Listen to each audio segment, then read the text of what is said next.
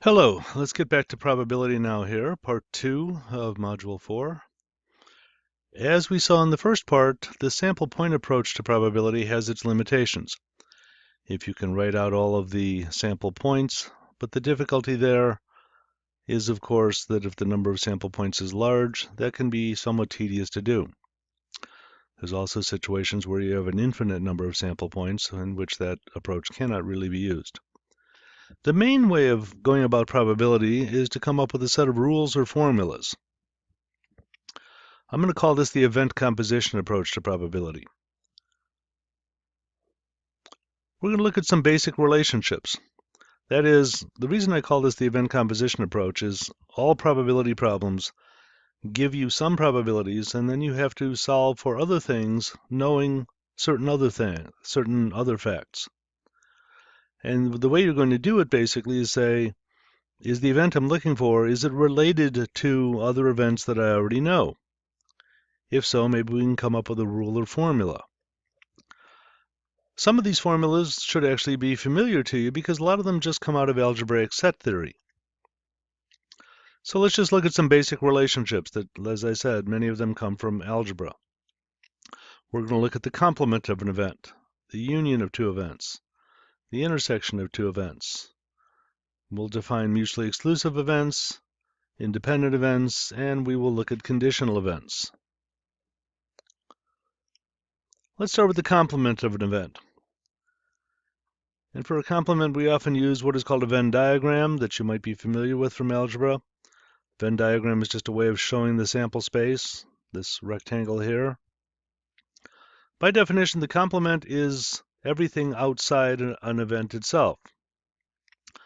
That is, if here's event A, by definition, a complement is going to be everything outside of it. We're going to use the notation A with a superscript C to stand for the complement. Now we can actually see a very simple, easy rule of probability right away. A occurs with some probability, a complement occurs with some probability, and you should be able to see that the sum of those two probabilities has to be 1, because it makes up the entire sample space. And this is going to give us what we'll call a rule of complements. A plus its complement must equal 1. Therefore, if we just solve for A, we can write it as the probability of A has to be 1 minus the complement. P of A equals 1 minus P of A complement.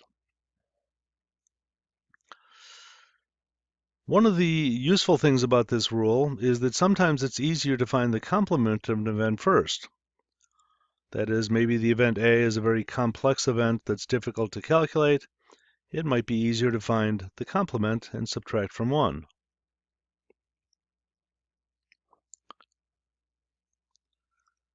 Next, let's talk about the intersection of two events. And again, this is something that you probably discussed in algebra, in set theory. We're going to define the intersection of two events A and B to be the set of all sample points that are in both A and B.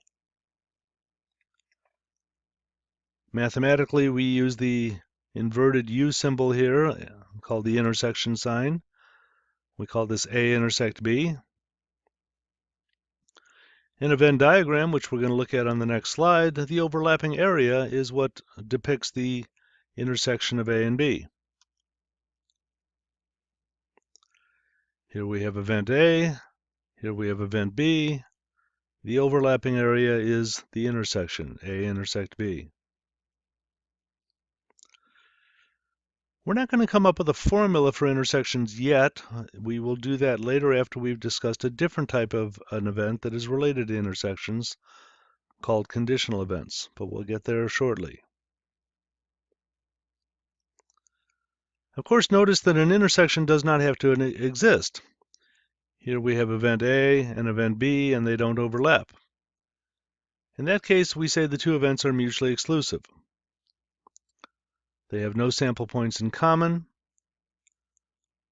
or mathematically, the probability of being in the intersection is 0, because there are no points in the intersection.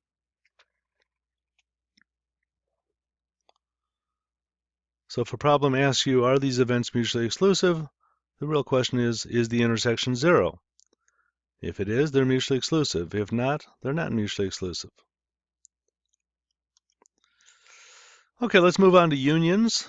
Again, something that you probably remember from algebra. The union of two events by definition is the event containing all sample points that are either in A, or in B, or in both sets. And we use the following notation, A union B, to represent the union. So if here's set A and here's set B, I want to count everything that's in set A, or in set B, or in both sets. I just don't want to double count any particular areas, which we'll see is a problem in a moment. And we're going to call that the union. It consists of all the points in A, or B, or both.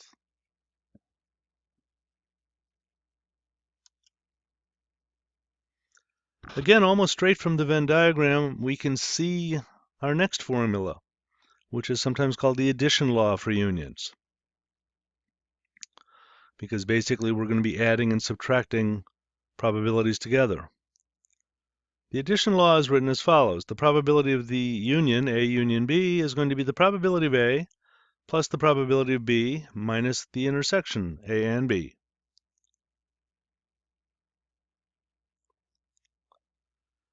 As I said, you can pretty well see this from a Venn diagram. Let's go back to our union. Remember, the union wants to count everything that's in the first set, or the second, or both. So clearly we have to start with the probability of A. Let me just crosshatch all of A here.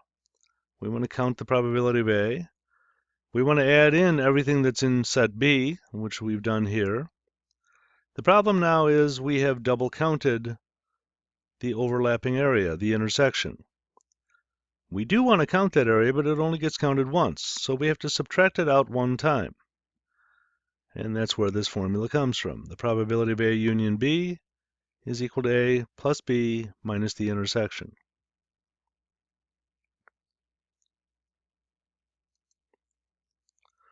Let's do a quick little example.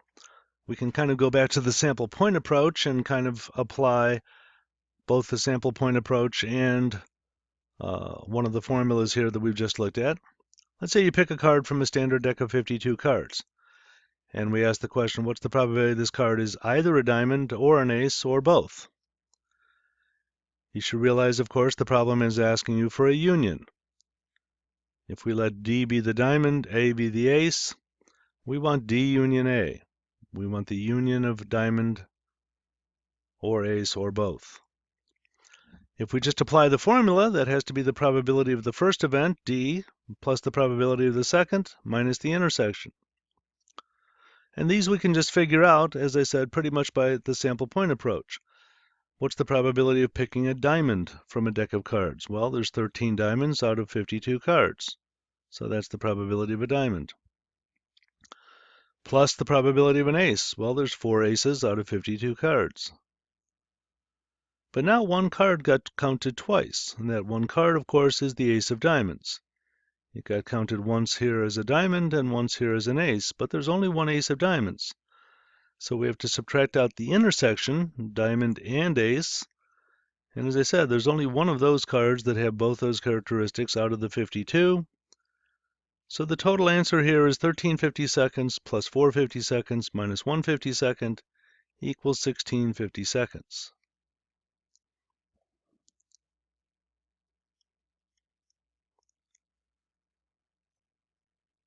Notice we get a special case of the addition law if the two events are mutually exclusive.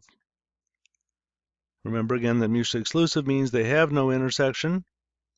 So suppose here we've got event A here and event B here. Well, then the union is just going to be A plus B.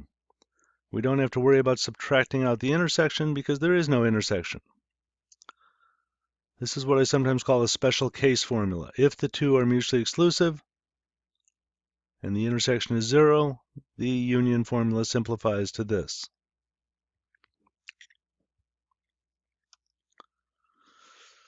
Okay, we have one more type of event to discuss, and then we'll get to a couple more rules, and we'll pretty much have most of the rules of probability.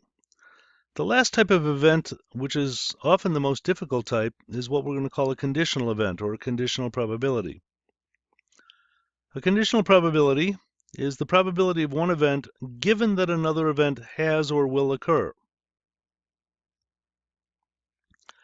And we're going to use the following notation.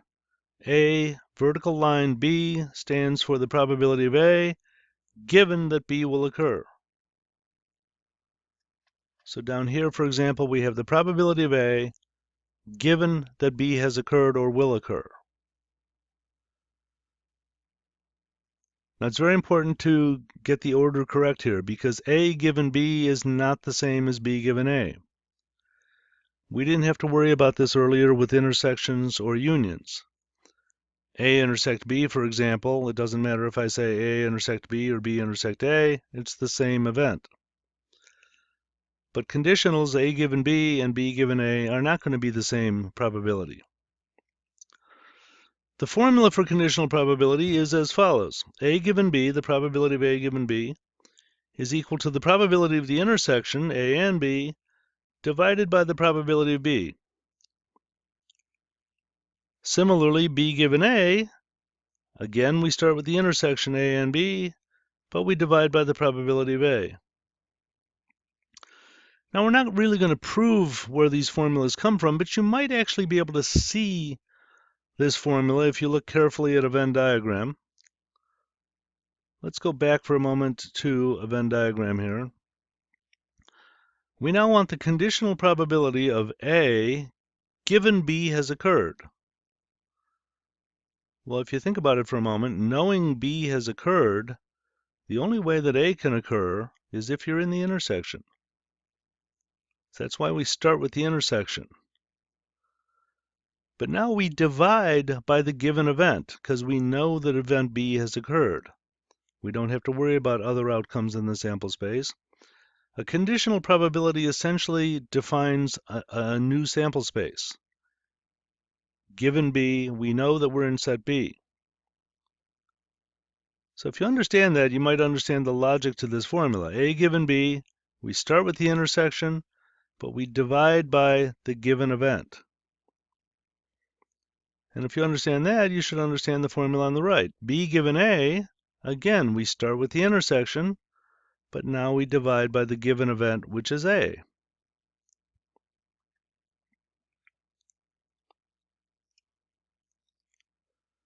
As I've already mentioned, it's important to note that A given B is not the same as B given A. It's the given or conditional event that goes to the right-hand side of the line. So if I say, given a particular thing or out of a particular thing, that's going to be what goes on the right-hand side of the line. Students often mix up conditionals and intersections, but they're not the same. As you just saw on the previous slide, you need the intersection actually to find the conditional, and we'll see in a minute vice versa also, but they're not the same. The conditional is the intersection divided by the given event, the probability of the given event.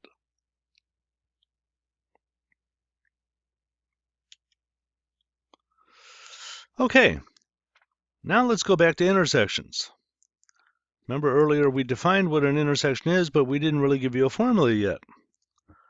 Well, the reason for that is we needed the formula for conditionals first, because all we're going to do is take our formula for conditionals, and we can solve either of the two equations we have to come up with a formula for intersections. This formula is going to sometimes be called the multiplication law of probability. Let me go back for a moment to our conditionals. Notice right here we have the intersection.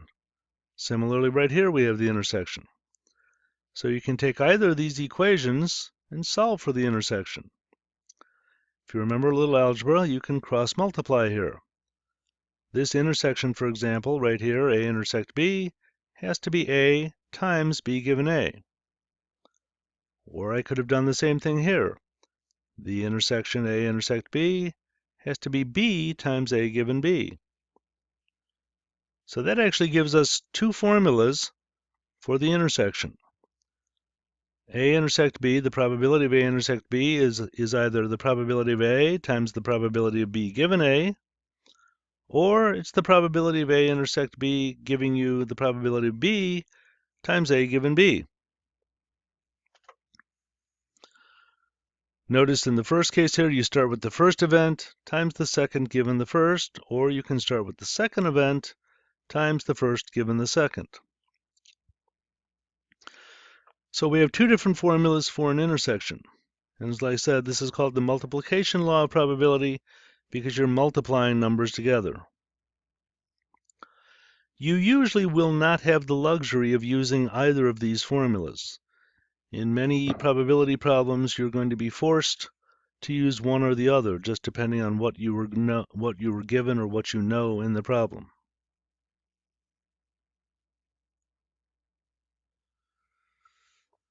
Okay, let's do one more definition here.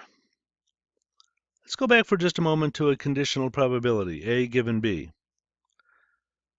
When you're looking for a conditional probability, you're still looking for the probability of the first event. I'm looking for the probability of A, it's just knowing that B has occurred. Let me compare that to the probability of A by itself, without the given event. Now, quite often these two probabilities will be different, but suppose they're not. Suppose they're the same.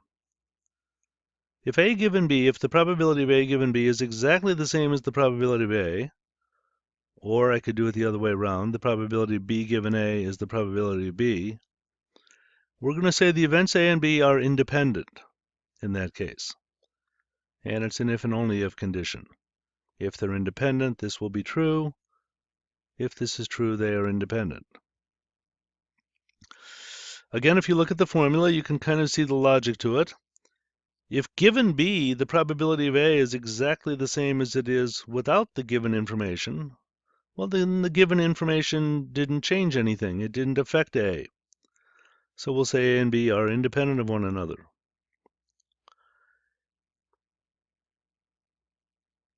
If these equations are not true, if they're not independent, we say the events are dependent.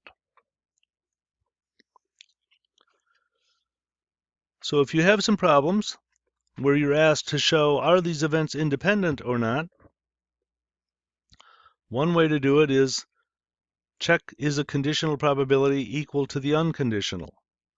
If it is, they're independent. If it isn't, they're dependent. Now notice, if the events are independent, that's also going to alter our previous formula for just a moment, our intersection formula. A minute ago, we said A intersect B, or the probability of A intersect B, is the probability of A times B given A, or B times A given B. But if the two events are independent, A given B is the same as A, so I would just have A times B here. B given A is the same as B, so again I'd have A times B. So our multiplication law simplifies, if they're independent, to the following. If the two events are independent, then the probability of A intersect B has to be the probability of A times the probability of B. Again, this is what I call a special case rule, and I give you a warning at the bottom, never assume independence.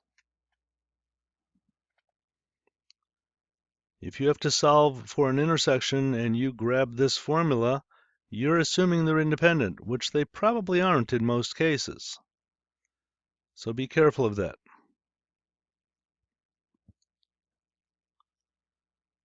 Okay, now let's just review all of the basic formulas we have. We have the rule of complements. The probability of A is 1 minus its complement. We have the basic rule of unions. The probability of A union B is the probability of A plus the probability of B minus the probability of the intersection. We have the two ways of writing intersections. The probability of A intersect B is probability of A times the probability of B given A, or the probability of B times the probability of A given B. And lastly, we have our conditional probabilities. I've left off here the special case rules. I haven't put up the special case rules for mutually exclusive and independent, because again, those are special cases. But this is just a quick review of our basic formulas. Confusion. Many students confuse some of these, especially unions and intersections are one often confused item. Remember that a union looks at either A or B or both. Some of the key words there are the words either and or.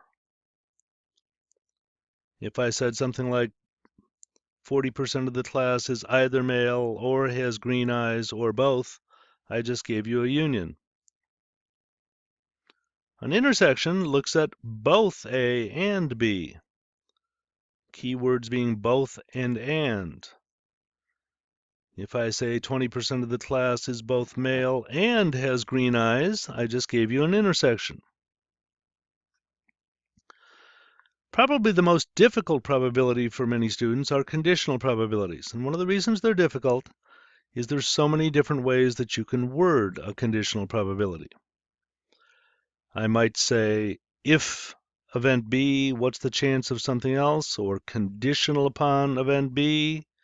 Or I might say, among the B's. Going back to my classroom example, I could say, if I pick a male, what's the chance they have green eyes? That's a conditional statement, and I'm looking for a conditional probability. Or I could say, out of the males, what's the probability they have green eyes? Or among the males, what's the chance they have green eyes? Again, all of those are ways of wording conditionals. Okay, now that we've defined a set of relationships and come up with a set of formulas, the next thing we want to do is use them to be able to solve probability problems. And we'll get to that in the next part of Module 4.